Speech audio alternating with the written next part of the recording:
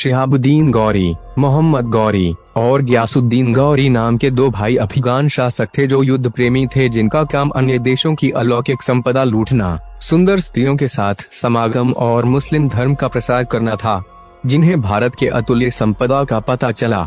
गियासुद्दीन गौरी ने छोटे भाई शहाबुद्दीन गौरी को आदेश दिया कि जाओ भारत पर आक्रमण करो, भारत की सुंदर स्त्रियां लूट कर लाओ, भारत की अतुल्य संपदा को लूट कर लाओ, भारत के मंदिर खंडित कर दो। शहाबुद्दीन गौरी उर्फ मोहम्मद गौरी इसलिए आक्रमण करने के लिए निकल पड़ा। प्रारंभ में भारत के अनेक छोटे मोटे राज्यों को जीतने में सफलता हासिल की। अब उसने पृथ्वीराज चौहान के राज्य पर चढ़ाई किया। 1191 ईस्वी में तराइन के प्रथम युद्ध में मोहम्मद गौरी का सामना एक बार फिर पृथ्वीराज चौहान से हुआ, लेकिन उसे हार का सामना करना पड़ा। पृथ्वीराज चौहान ने उसे दया की भीख मांगने पर छोड़ दिया। मोहम्मद गौरी फिर से अफगान चला गया, लेकिन उसके अंदर प्रतिशोध की ज्वाला भड़क रही थी। भाई गियासुद्दीन गौरी से परामर्श के बाद एक बार फिर विशाल सेना के साथ युद्ध स्थल की ओर बढ़ा। इस बार वह पूरी तैयारी के साथ आया हुआ था। ऐसे में उसे राजा जयचंद की सहायता मिली।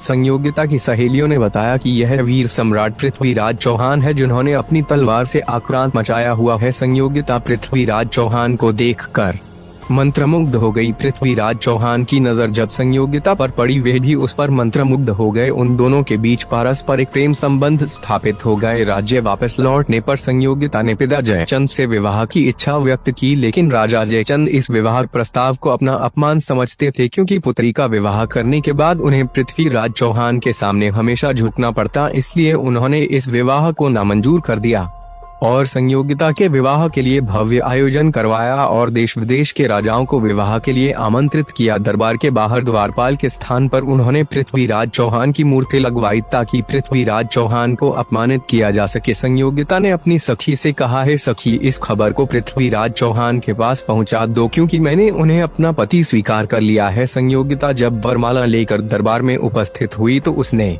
पृथ्वीराज चौहान की मूर्ति देखी, जो दरबार के बाहर एक द्वारपाल की जगह रखी हुई थी, जिसे रखने का उद्देश्य पृथ्वीराज चौहान को अपमानित करना था। संयोगिता ने सभी गणमान्य राजाओं को छोड़कर पृथ्वीराज चौहान की मूर्ति पर वरमाला डाल दी। जयचंद कौन था? पड़ोसी राजा के कार्यक्रम में पृथ्वीराज चौहान और राजा जयचंद की पुत्री संयोगिता आए हुए थे। संयोगिता की सहेलियों ने बताया कि यह वीर सम्राट पृथ्वीराज चौहान है, जिन्होंने अपनी तलवार से आक्रांत मचाया हुआ है। संयोगिता पृथ्वीराज चौहान को देखकर मंत्रमुग्ध हो गई। पृथ्वीराज चौहान की नजर जब संयोगिता पर पड़ी, वे भी उस पर मंत्रमुग्ध हो गए। उन दोनों के बीच पारस्परिक प्रेम संबंध स्थापित हो गए। राज्य वापस लौटने पर संयोगिता ने पिता जयचंद से विवाह की इच्छा व्यक्त की, लेकिन राजा जयचंद इस विवाह प्रस्ताव को अपना अपमान समझते थे, क्योंकि पुत्री का विवाह करने के बाद उन्हें पृथ्वीराज चौहान के सामने हमेशा झुकना पड़ता। इसलिए उन्होंने इस विवाह को नामंजूर कर दिया और संयोगिता के विवाह के लिए भव्य आयोजन करवाया और देश विदेश के राजाओं को विवाह के लिए आमंत्रित किया। दरबार के बाहर द्वारपाल के स्थान पर उन्होंने पृथ्वीराज चौहान की मूर्ति लगवाई ताकि पृथ्वीराज चौहान को अपमानित किया जा सके। संयोगिता ने अपनी सखी से कहा है, सखी, इस खबर को पृथ्वीराज चौहान के पास पहुँचा दो, क्योंकि मैंने उन्हें अपना पति स्वीकार कर लिया है। संयोगिता जब वरमाला लेकर दरबार में उपस्थित हुई तो उसने पृथ्वीराज चौहान की मूर्ति देखी, जो दरबार के बाहर एक द्वारपाल की जगह रखी हुई थी, जिसे रखने का उद्देश्य पृथ्वीराज चौहान को अपमानित करना था। संयोगिता ने सभी गणमान्य राजाओं को छोड़कर पृथ्वीराज चौहान की मूर्ति पर वरमाला डाल दी। पृथ्वीराज चौहान को जब इसकी सूचना मिली तो वह अपने साथ हजारों सैनिकों को लेकर राजा जयचंद के दरबार में पहुंच गए और संयोगिता को अपने साथ लेकर राज्य वापस लौट आए। राजा जयचंद भरे दरबार में अपने इस अपमान को सह न सके और उन्होंने मोहम्मद गौरी को सहायता का आश्वासन दिया। तराइन का द्वितीय युद्ध शुरू। मोहम्मद गौरी, जिसने जीत की उम्मीद छोड़ दी थी राजा जयचंद द्वारा पृथ्वीराज चौहान के सारे गुप्त राज को जानने के बाद, उसने फिर से एक बार फिर पानीपत के लिए आगे बढ़ा। मोहम्मद गौरी ने इस बार घुड़सवार की संख्या बढ़ा दी थी। इस युद्ध में उसने पृथ्वीराज चौहान को करारी शिकस्त दी। राजा जयचंद ने अपने सैनिक पृथ्वीराज चौहान की सेना में मिला दिए थे, जो पृथ्वीराज चौहान के सैनिकों को मार रहे थे, जिससे सेना में भगदड़ मच गई। अन्य राजाओं को मना किया कि वे पृथ्वीराज चौहान का साथ नहीं दे। पृथ्वीराज चौहान, जो एक घोड़े में भागने की कोशिश कर रहे थे, अंततोगत्वा पकड़े गए। मोहम्मद गौरी उन्हें पकड़कर गजनी ले गया। साथ में अन्य सरदारों और चंद बरदाई को भी अपने साथ ले गया।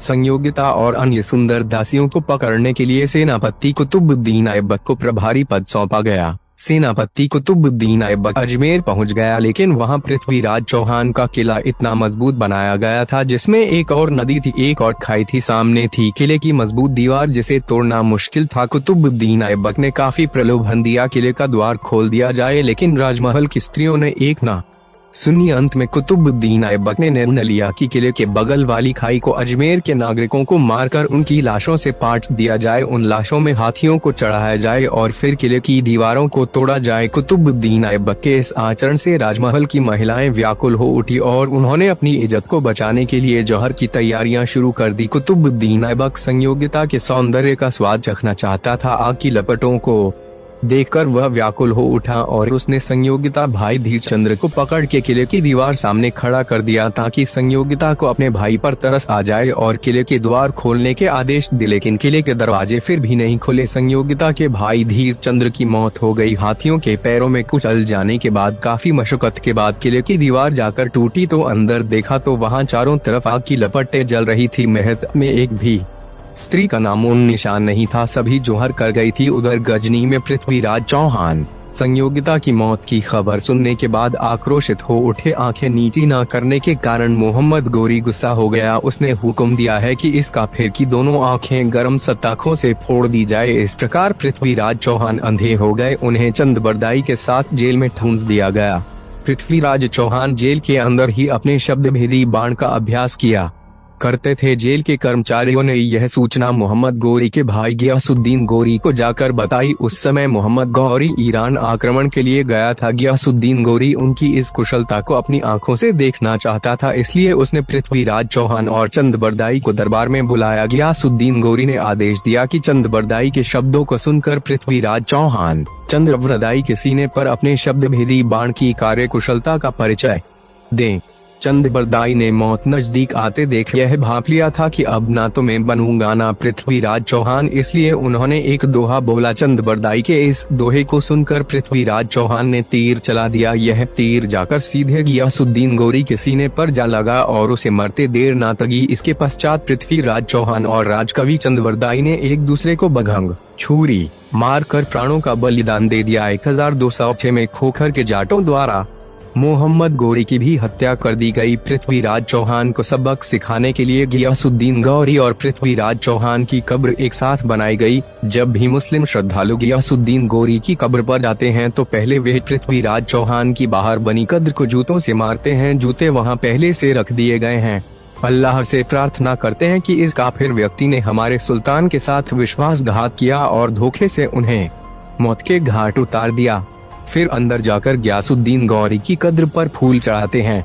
कंधार कांड के समय भारत के विदेश मंत्री जसवंत सिंह अफगानिस्तान के दौरे पर गए। वहां भारतीय दूतावास से किसी भारतीय कर्मचारी द्वारा यह सूचना मिली कि वीर प्रतापी सम्राट राजा पृथ्वीराज चौहान की में यहाँ के जूते जिस राजा भारत पूजा जाता है, अतः आप उनकी जाएं और भारत सरकार को सूचना कि भारत में उनकी भव्य समाधि स्थल बनाई जाए। लेकिन वाजपेयी सरकार में कतिपय कारणों से संभव नहीं हो सका। भारत के तिहाड़ जेल में बंद शेर सिंह राणा को पृथ्वीराज चौहान की समाधि के साथ हो रहे बर्ताव की सूचना मिली तो वे तिहाड़ जेल से भाग निकले। वहां से वे सीधे नेपाल पहुंचे। नेपाल के बाद बांग्लादेश आ पहुंचे। बांग्लादेश से नकली पासपोर्ट बनवा कर दुबई पहुंचे। दुबई से फिर वे सीधे अफगानिस्तान पर पहुंचे। वहाँ रात के अंधेरे में चुपके से उन्होंने पृथ्वीराज चौहान की अस्थियां निकाली और भारत लौट आए। मम्मी की मदद से उन्होंने गाजियाबाद में पिलखुआ में पृथ्वीराज चौहान का मंदिर बनवाया, जहां